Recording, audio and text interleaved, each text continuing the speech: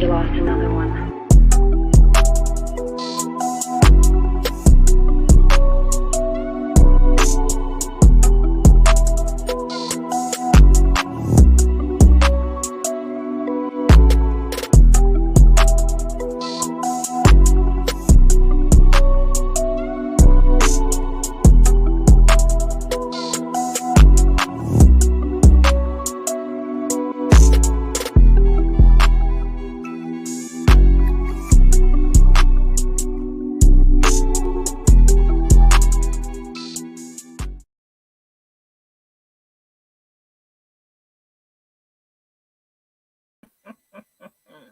You already know what time it is. You know, it's time to get into it with Taz and Chris. And tonight, ooh, baby, Yes. tonight, we are chock full because I drug myself away from cleaning and cooking because y'all, yeah, I am very melanated. So y'all know I've been cooking for 48 hours at this point. Mm-hmm. But we're going to do this because we couldn't get to y'all last week because I was having technical difficulties. I had to get the brand new modem and the brand new router, like what just came out to handle my bandwidth. I feel special. Big things. Yes, you got to handle big things. But let's jump into this. And the first subject is going to be 2 videos. So let me play these 2 videos back to back, and then we'll give our commentary on it. They were sent to me. I don't even know what's in these videos, so ooh, surprise. Bear with us, people. Y'all know that I've been banned from certain social media platforms, and people still send me information because they feel that it's valid, and they send it to me and literally tag the show that they want the commentary from. So I do my best to match it up. So these 2 videos, I don't know. We'll play the videos back to back, and then we'll come back and give our commentary on it. I don't know what it is. They could be talking about Hershey's Kisses. I don't know. So let's go.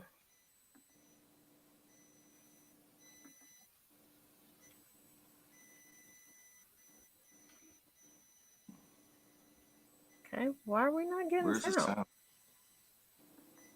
Her consent. Okay, hold on. Wait a minute.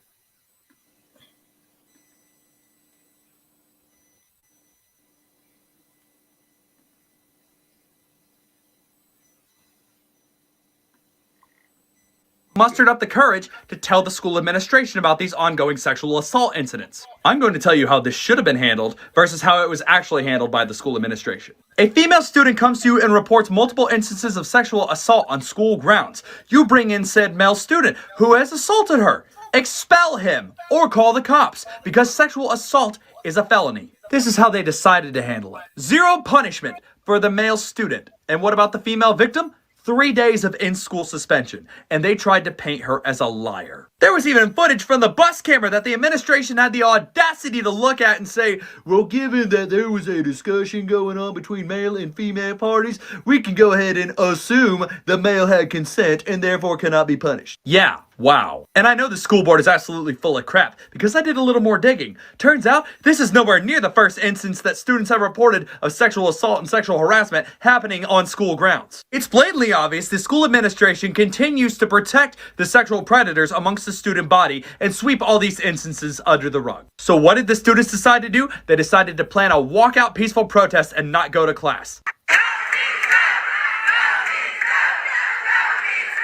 And how did the administration decide to handle this? Calling in the cops to attack the students. What?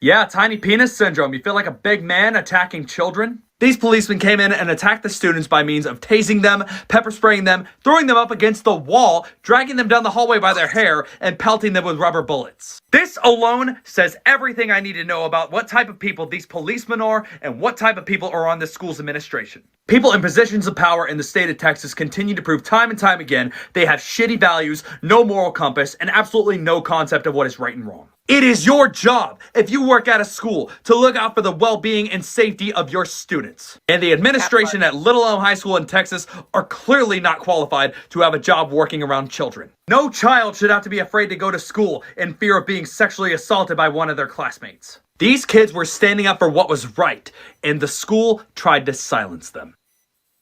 The media was informed.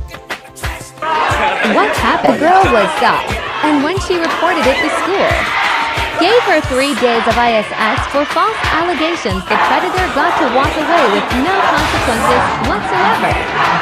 So a large group of students planned to walk out to hold a peaceful protest, then turned into this. Students got tased, shot at with rubber bullets, arrested, and pepper sprayed for exercising their right to protest.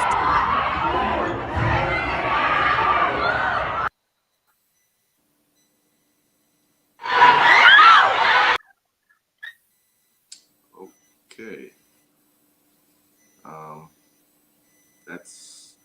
That's definitely Texas.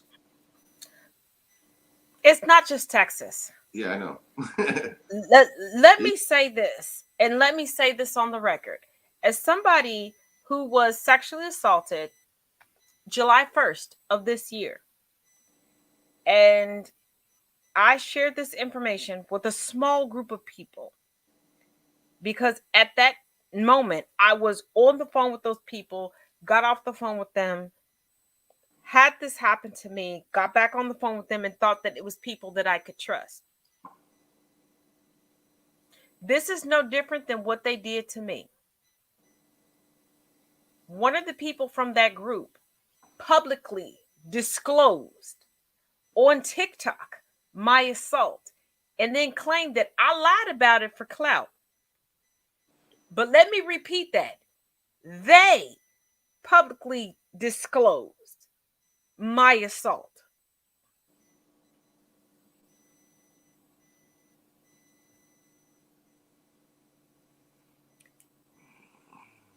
And after that hit me, before I knew that that's what had happened, and I had had 3 other subsequent conversations with them.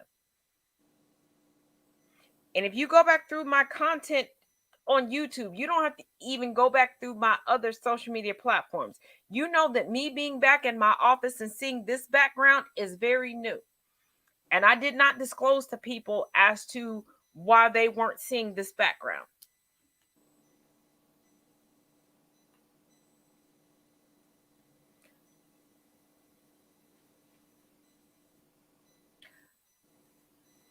I admit, while on the phone with this person, I had become so distraught from attacks, from that initial attack that happened here in my office. I almost succeeded in taking the quote unquote easy way out. Y'all can put it together. I'm not trying to get a community guidelines violation. And this person brushed it off. And 2 days later went on TikTok and let the world know that I had been assaulted, but then tried to say that I was trying to use my assault for clout, but nobody knew about my assault until they said something. Now, fortunately, I have an amazing family, an amazing group of friends that reached out to me and was like, something is wrong. We don't know what you're telling us is wrong. But in our phone calls, us seeing you online, us doing, we notice something's off on you. What's wrong? And I opened up to a handful more of people. But let's just keep in mind, if I was a teenager If I wouldn't have had friends of 10, 15, 20, 30 years, because I'm 44, let's be real. How would that story have ended? It wouldn't have ended in a protest.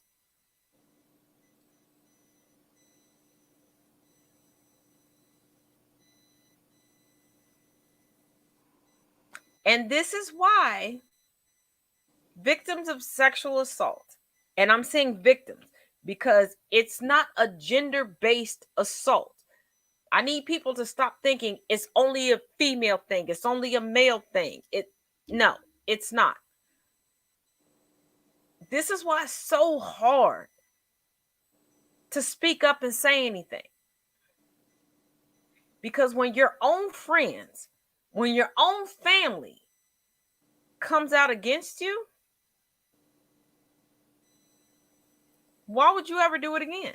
Or in cases when where people know, right? When people know that you're on the brink. And what hurt me the most, the person I was on the phone with, when I was ready to give up, that I admitted I was ready to give up. I admitted what I did. They didn't call in help for me. According to them, they were also a victim of sexual assault.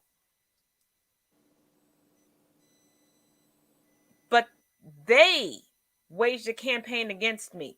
They made my assault public to the world.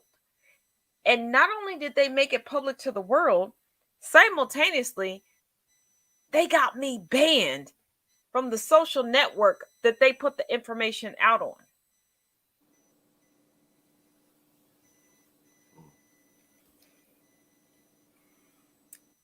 And even with all of that, that's not what hurt me. What truly, truly got to me were the people that I was on the phone with till 6, 7 o'clock in the morning, making sure they were okay with their own situations. The people who called me for encouragement, the people that I put together group chats and Zoom calls to bring them out of depression.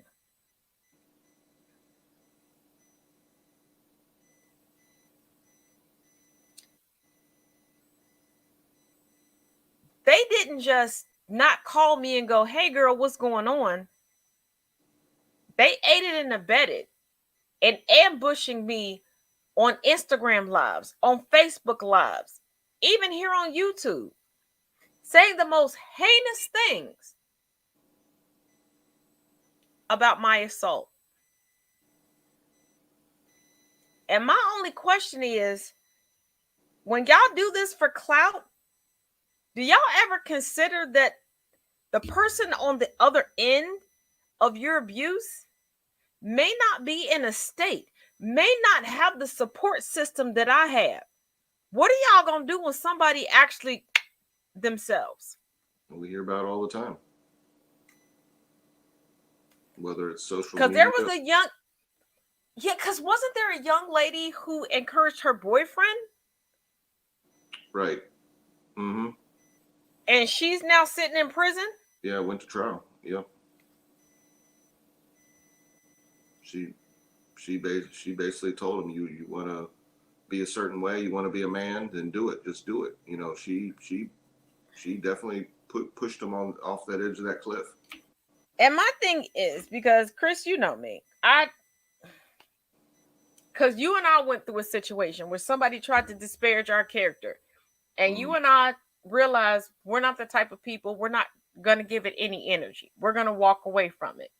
Right. We're going to be bigger than that. And when we walked away from it, the person left us alone. Yes. And now recently they're swarming back around to be fangirling, but I digress. So I kept that same energy.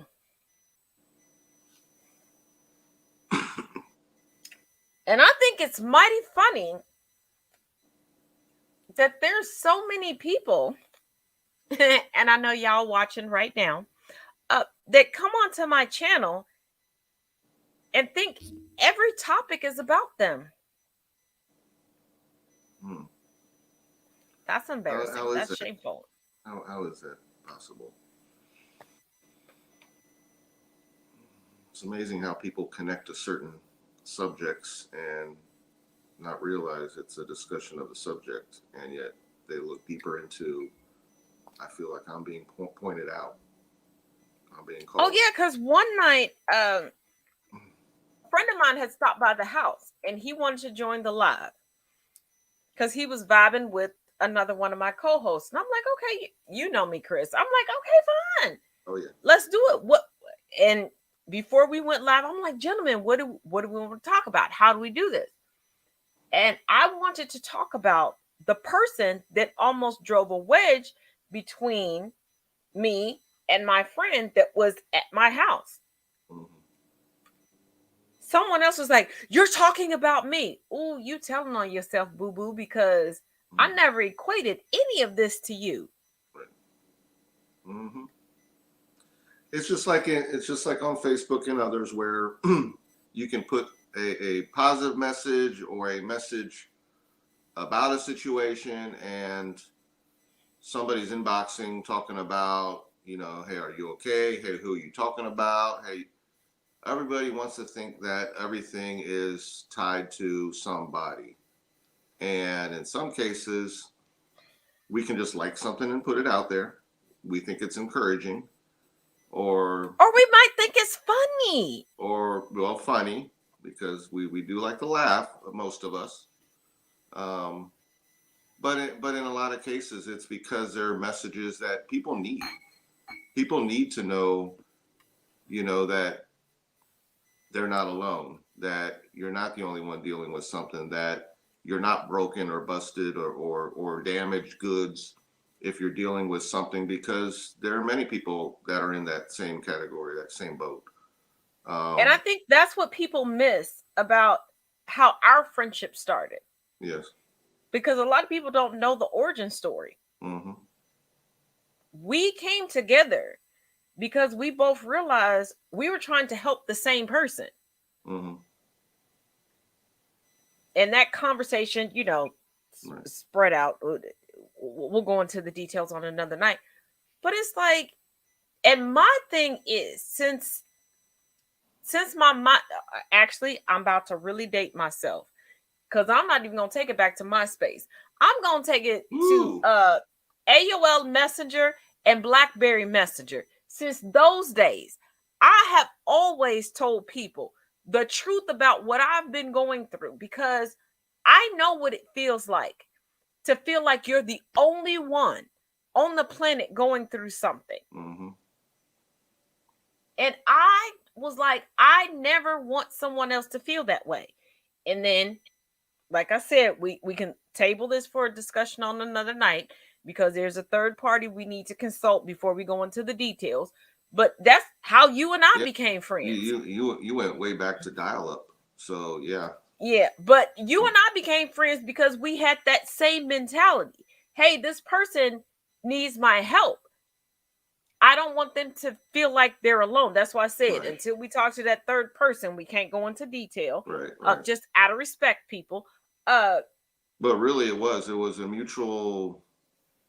I mean, obviously, through that, we found a real understanding, respect for each other, and we found that we can talk about other things other than that. But it really started out from a lot of that area about just trying to be a good person for somebody else, not just for yourself, but also trying to be somebody who can help somebody. And not everybody wants that. Not everybody will receive that. Not everybody will look at it the right way.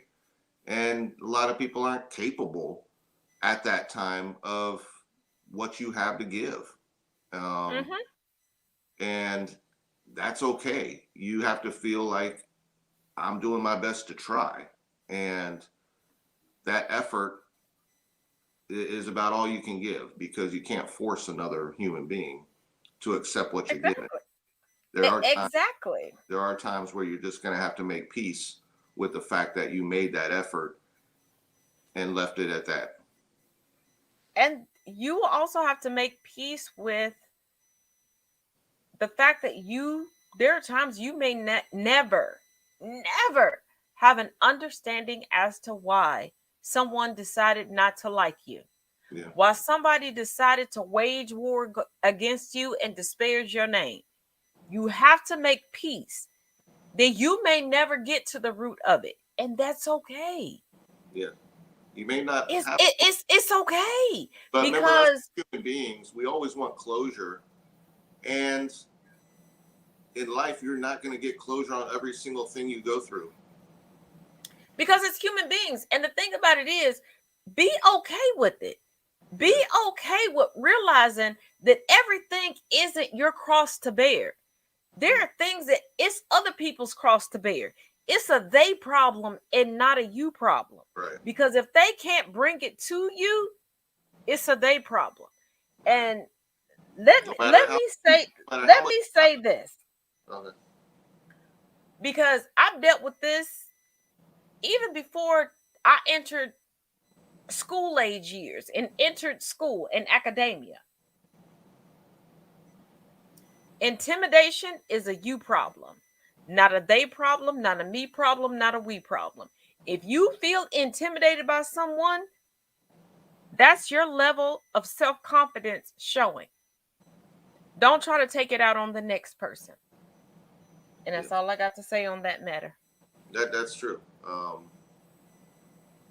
When you put out an effort in any situation and it's received the total opposite of what you intended, at some point you have to make plans what you're going to do now, because in some cases that person may not be the same person that you once knew, or there actually are the real person that you didn't know was inside of them, which we call true colors.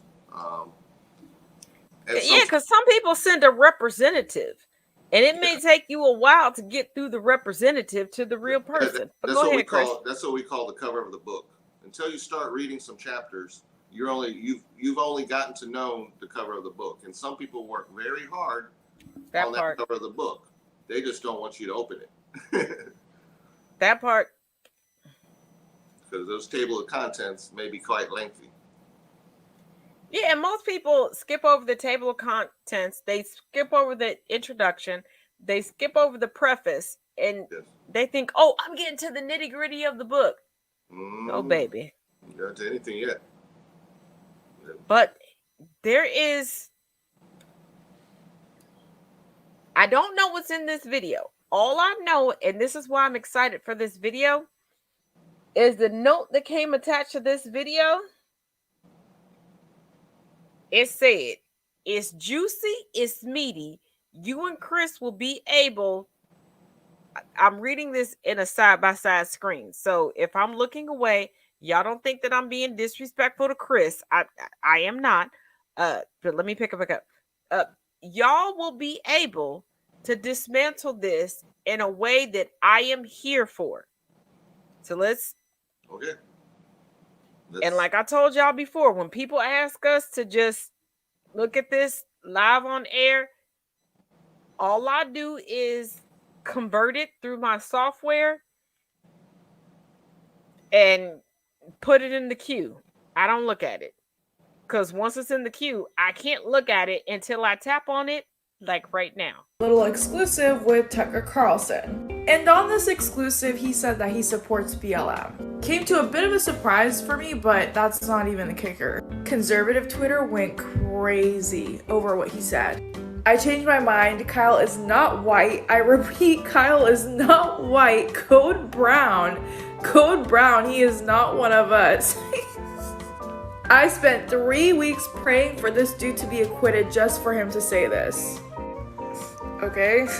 It's effing over, man. I'm done. Society is effed. It's over. Dramatic much? I knew his fan base was a little off, but what do you think? Comment down below. But didn't they spend this whole time saying that the trial wasn't about race? Let's not make it about race. But the moment that they find out that Kyle doesn't stand on their end of the aisle. Yeah, I did see comments about him speaking out against QAnon and the false the voting lies, the election lies that he spoke Well, out. I mean, my thing is, do I agree with the verdict in his case? No. No. Am I glad that this whole trial has awakened him to realize he needs to stop buying into propaganda? Yes. Am I fully convinced that he is no longer buying into white supremacy propaganda? No. Am I willing to sit back and see? Yeah, because the only consequences involved in sitting back and watching to see if he gets it right or wrong only fall on him. Well, I'm just being honest, people. well, remember how much financial support, aside from the far right support, he received. Now, granted, he probably Tucker paid him handsomely to yeah, come on his show when he was like, "Yeah, I support Black Lives Matter." yeah. But Tucker can't be too mad, nor can Fox News, because in several law cases, just like with Alex Jones, they all said that they were for entertainment purposes only, and that no person in their right mind would believe anything that they said. Yeah, and then Tucker has a special. So Well, Tucker is special. We all got that one special. he's not the only one over there at that Foxy place, but he's But definitely. the thing about it is, you part Latinx. You know what I mean by we all have that one special relative. Yeah. Like homes, like you keep them in the back room. When you let them out of the back room, Oh, I know. Dios mijos, you can. I know some of my Latino friends from back home, from back in the day, that I found out later through the past several years that they were very much had become about the whole build the wall and all that, and a lot of me and a lot of people I grew up with were just totally blown. They do know that the build the wall is to build the wall around them, right? Yeah, and they're still pushing that whole immigration agenda. I don't understand. I mean, like I said, it doesn't take much to do a little research and find out where people stand and what they are pushing. I don't care what this means. Hold on. I just realized something. As we're continuing this conversation, there are some people that are probably lost. So I'm going to ask you a question, and then I'm going to remove myself from this stream. I'll come back because I want you to tell your story. Because I know people are looking at you and probably are thinking, oh, that's just a cisgendered white American bred man. He's just white. But I would like for you. I've been getting that my whole life. My thing is, like, I know your mother's story. I know your story. But if you don't mind, explain it to the people. And like I said, I'm going to drop out of this because I want the focus to be on you. As they get to know Ginger. Yes. So, Gingerbread. Not just about, take it away. Not just about the Marvel. But yes, I come from a family that my father's side does come from Ireland, generational. And that is where a lot of people say, of course, my red hair comes from, which if you really know about redheads, Ireland is not number one in red hair. But yes, I do have Irish blood. Now on my mother's side, her family comes from Spain. And so growing up, I did deal a lot more with my mother's side because it was more direct to Spain, whereas my father's was more further down the line. But yeah, through my grandmother, she knew very little English, a lot of Spanish. She would write letters to me and my sisters And we would grab our little Spanish English dictionary to try to decipher it, because I grew up in a household that, even my mother didn't really grow up speaking Spanish, because my mother grew up in Colorado. And back in those days, you know, Spanish wasn't the second language, and there weren't as many as we think of now, where, what do you mean? There's, Latinos, and, they're everywhere, they're in every city, they're all over. And back in the day, they weren't, and they weren't always accepted. And my mother dealt with a lot of that at a young age. She was not allowed to go over to a lot of her white friends' houses after school. And she's as white as me, brunette, blue eyes, and that didn't matter. It was the fact that she dealt with people that just knew the fact that she came from a Spanish family, and she was not allowed over. The same way with her church. My mother grew up through the Catholic Church. She later did not practice Catholicism, but growing up, my grandmother took all the kids, including my mom, to the church, and they had to stay in the back of the church. They were not allowed to go sit in the pews with the rest of the congregation. So growing up, my mother definitely instilled in me and my sisters some very basics on how we look at people in society and how we judge people regardless of color. Nowadays, we deal a lot more with, are they brown, or are they dark brown? But as people know from Spain and some other countries in South America, Central, etc., even Mexico, the Latino community comes in all shades. And for some people, it doesn't matter. If you have an accent, that's enough to count.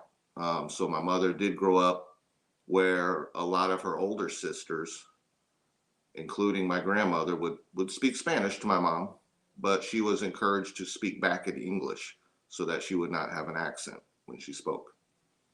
And so a lot of what I grew up with on how I see people very much was influenced by my mom talking about how you judge people for who they are and how they treat you, not for what they are. And to be fair, to be polite, to use manners, all the things that are essential for being respected and giving respect. So I learned a lot from my mom.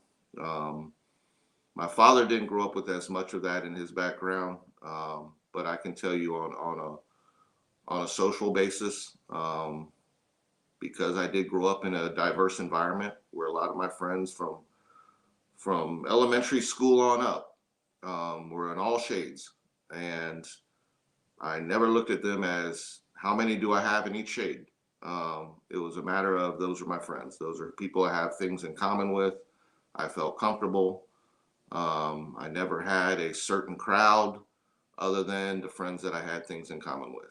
So I do owe a lot to my mother on just how I see people in society. And so that's why I'm very much into diversity and fairness for all, because we're all trying to fight the good fight.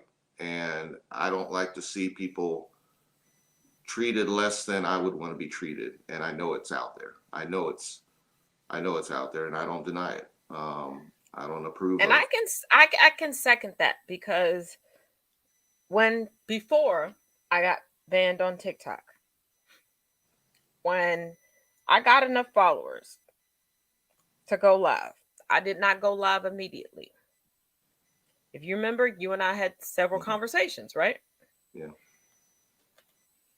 And then we decided the night of the RNC, we would go live, because I had one part of the facts, you had another part of the facts. We were like, let's bring the facts together. Mm-hmm. And like you were saying, people would look at me as, in some cases about certain subjects, well, what's he going to add to this? Well, what's he going to speak about? Well, what's his background? All his friends white? You know, when you don't know, you don't know. But you assume. You assume a lot. And so all of a sudden you're like, oh my God, he really does know. You know, that happens when you communicate with people, when you talk to people. That's what we lack in society. People that don't know people. And so they assume a lot, they stereotype a lot. And a lot of that deep-rooted bigotry comes out for those that just grew up with it. And the thing about it is, you know what? I'm just going to put this out here. And Chris, you can be mad at me afterwards. But Chris and I met because you don't have to. You could have at least waited to see what I was going to say. Buddy. You're my buddy. I know. You know I got to mess with you. But we met, and we say IR a lot. IR stands for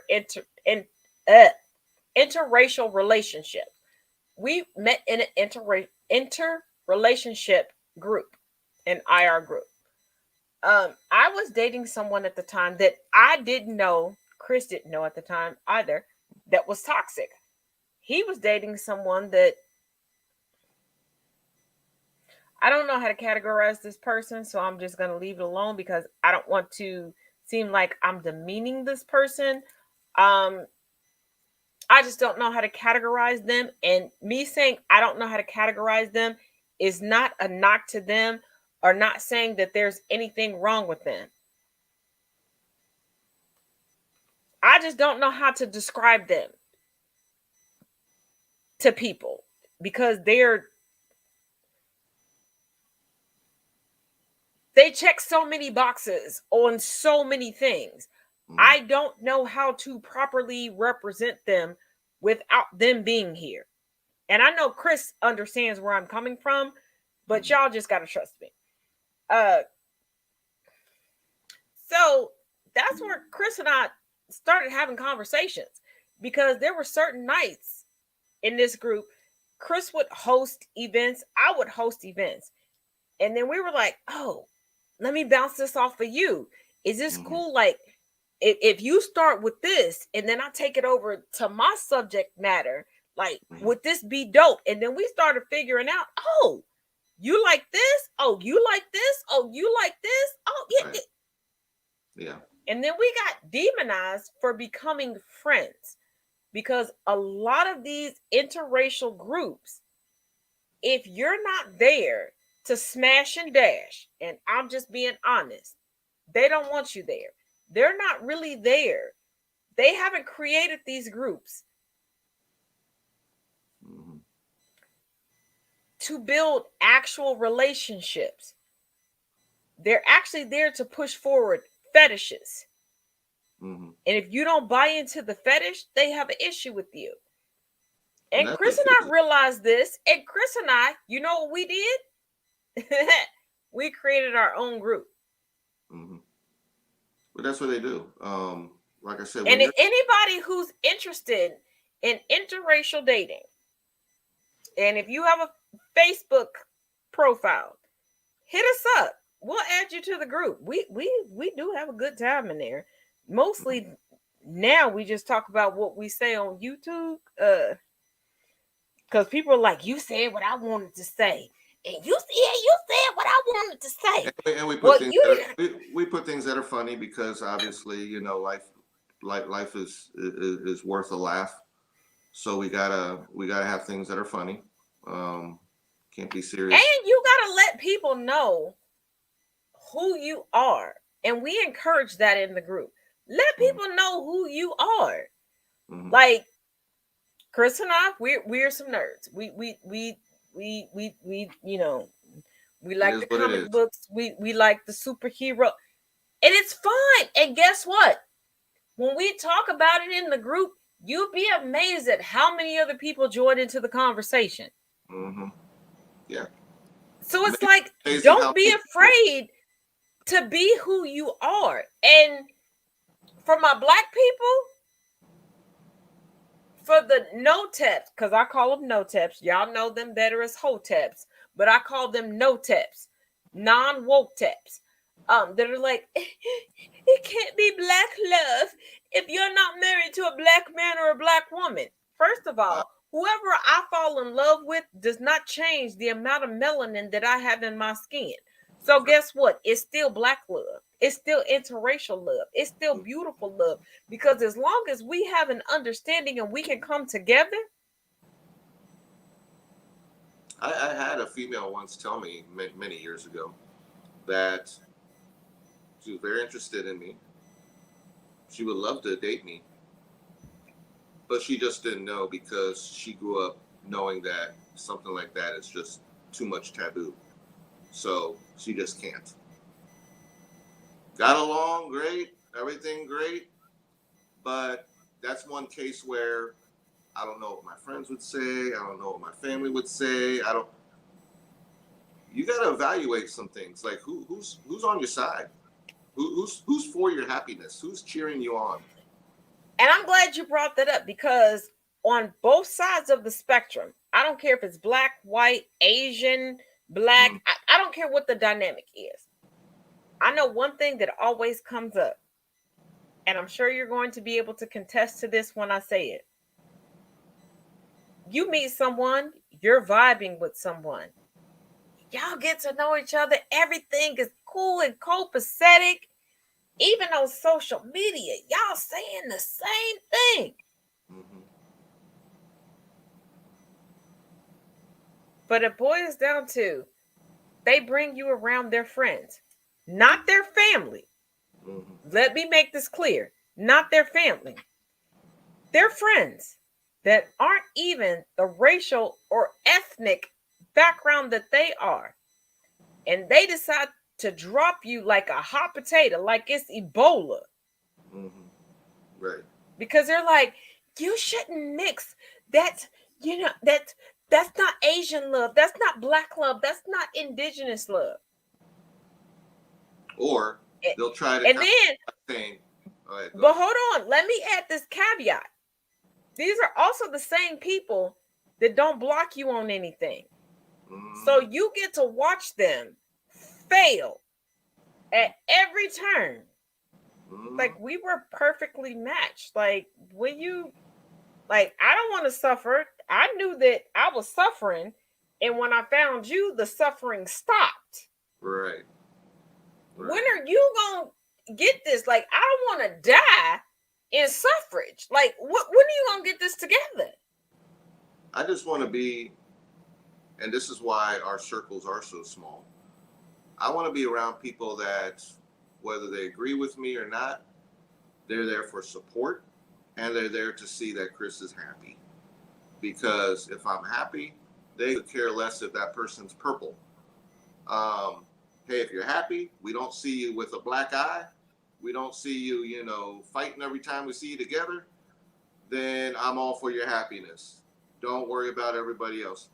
You get support. You get people that aren't telling you, well, what would your kids be like if you had kids? Because if they're mixed, they're going to go through trouble. Would you really want that? I mean, when they're speaking out of what they may do, I say, look, what you do is fine. I'm not telling you what to do. I'm just asking you to support and to at least accept my choice. Acceptance. Because some people are looking at you as if this were me, I wouldn't do that. Well, it's not you, it's me.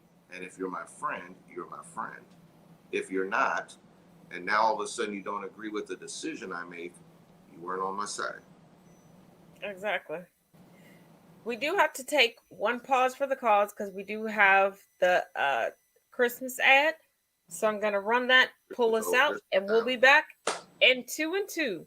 Oh, and just to let you all know, if you don't already follow me on Instagram for a special discount code for Black Friday and a special discount code for Cyber Monday. Let's run this.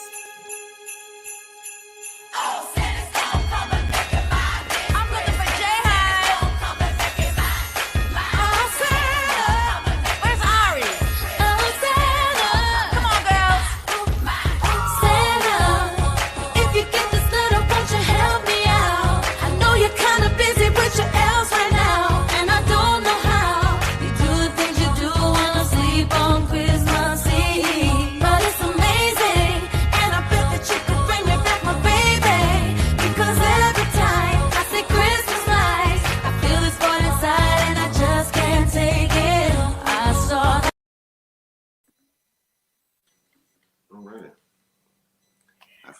like I said, just a reminder, if you follow me on Instagram, and it's only going to be an Instagram exclusive, there will be a special code that will be put out on Friday for you to get additional savings, and then one for Cyber Monday for additional savings on all of the merchandise, not just the Christmas merchandise. Everything that's in the Tazism store, you will. And there might be some new goodies in there, so you might not want to miss out on that. Is the Death Star in there for sale? No, I'm kidding. If I got my hand on the Death Star, it is not going up for sale. Yeah, Christmas. But I did get my hands on some Wolverine comics, like the standalone when Wolverine was completely autonomous. Mm-hmm. I was able to get 3 of them, and you know how difficult that is. Yeah. Yes. And mm-hmm. y'all don't. I know how y'all like to tussle. Don't be trying to fight me, because I will turn you into Swiss cheese, either with my throwing knives or with my 1911. I'm just saying. Okay. I was able to get them in a bundle of 6 comics for $5. And let's not forget, your girl will be featured starting in 2022 in a comic book. Here we go. And last night we found out that there's a Black-owned winery that's willing to have a Taz J takeover. So Saturday night we're gonna do a private Zoom. Just click on the link for our "Are You Afraid of the Night? Are You Afraid of the Dark?" Viewing party. We will still be meeting in there, and we're gonna narrow down some dates. So anybody who wants to join me there. I know it wouldn't be called "Are You Afraid of the Wine?" That's for sure. I know. And just so you all know, I now that people are able to get vaccinated, me myself with all of my allergies, I am going to be venturing out. So we will have some remote broadcasts. So when I hit up North Carolina, there are a couple of spots that I'm going to have to. So look out for a side-by-side broadcast. How about that? Okay. As long as he has French fries. And grape juice. No, as long as you got French fries, I'm cool. I can ignore the lack of grape juice. Yeah. Yes, and next week end of next week I will be boostering myself. Because I just have a preference to want to do it. Like I said, I have my mom in a facility that I would like to be as safe as possible. And I personally would like to be as safe as possible. So to each their own, but it's available and I'm doing it. Plus, I really think that if you didn't, I personally think that your mama would two-piece you. I think that she would just like she'd be like, "Come here, baby." And she ain't nothing wrong. Come here. Mm-hmm. She in the facility. They got step stools. She'll just be like, come here. Right. Let me hug you. Yeah. Like I feel like that's what would happen. And maybe a quick kick to the shins or something, because I wouldn't see it coming from down low, because she's short. Yeah, I feel like she would just like take your legs from underneath you and just be like, like that's how I feel it would happen. Probably would, because if I mentioned, I'd try to be encouraging and say, look, I'm trying to get a booster shot. She might give me an uppercut shot.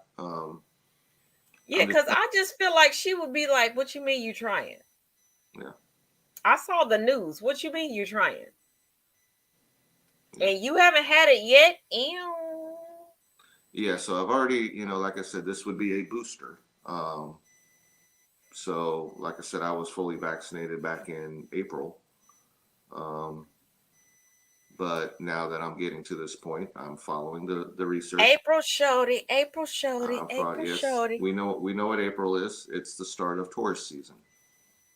It's the best part of Taurus And season. it goes right into May, which is No, April is the best part of Taurus season. Now I love you and I love my brother. Oh, and for those of y'all that don't know, Chris and one of my brothers share the same birthday.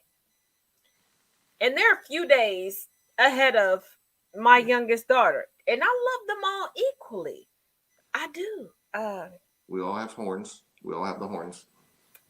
But my horns are just and me and you, sharper. And me and you both have Taurus ink on ourselves. You want to show the people? Mine's in my back, upper back. So it's kind of hard for me to fall in. Kind of hard for me to fall into the camera. It's hard for me. It's hard for me too. Yeah, that's why I say it. I think that's for another show. Okay. But yeah. But we do have the ink. And you know what I think is super, super funny when it comes to me? When I have male friends that are like, I'll never date a woman that has tattoos on her shoulders. Bruh, I have tattoos on my shoulders. There you go. I'll never date a woman that has tattoos on her hands. Yeah. I've never heard that stuff, but I mean, then again, I've been all for ink since I was legal to get ink. So. But my thing is. Yeah. Hold on. Even though some of my ink is faded and that shit. I got ink for days. I got ink for days. On my hands, on my shoulders. I got ink for days. Like, or when they go, I wouldn't date a chick that's pierced. I mean, that's cool for me because we're friends, and I don't want to date you. I mean, it's like saying guys that say, women shouldn't have, sleeves. You know what I mean? Ink sleeves. And I'm like, if it's good art, it's good art. That's the way I always look at it. I said, I don't look at ink as something that establishes you or makes you a certain. But here's the thing: it's usually cis, straight gendered, Christian white men that were born and raised in the United States to say that because they don't understand. If you have Maori women, Polynesian, if you have Samoan women, just like I'm the grigri for my family, which for those of y'all that don't understand what a grigri is, it's loosely translated, I'm the historian for my family. So there are certain tattoos I have in my body to identify that I'm the history keeper. That should anything happen to me, hey, I have tattoos that say where to go to find the records for people to continue the records. And it's like only in the United States have they bastardized and demonized traditions that they tried to get to go away, but then they want to gentrify. Do most people know the country behind you? No. Baby, most people don't even understand the heritage and the culture of anything that they have going on. But it is what it is. But that concludes tonight's segment. We will be back with you all next Tuesday. Because I want everybody to enjoy the holiday, how they enjoy the holiday. And for those of you all that want to get into the comment section, once you re-watch this and go, Taz, I thought you were so weak. Why are you celebrating Thanksgiving? Actually, I don't. What my family calls this holiday is not Thanksgiving. And I'm going to tell you, anybody who's not 100% white does not celebrate American or United States holidays. They celebrate their families, their familial traditions that they have created. Right. We don't give a fuck about the pilgrims. We know they didn't do shit. We know they didn't start it. We know they didn't create anything. The natives treat Thanksgiving as a day of mourning. And the thing about it is, you know this by the fact that there's no standard across the United States meal for Thanksgiving or any of these holidays. If you look at different ethnicities, you're going to get different meals tomorrow. I mean, and Chris knows what I'm talking about. Yeah, that's true. Because there's some things y'all may look at my complexion and expect that I'm going to make. Yeah.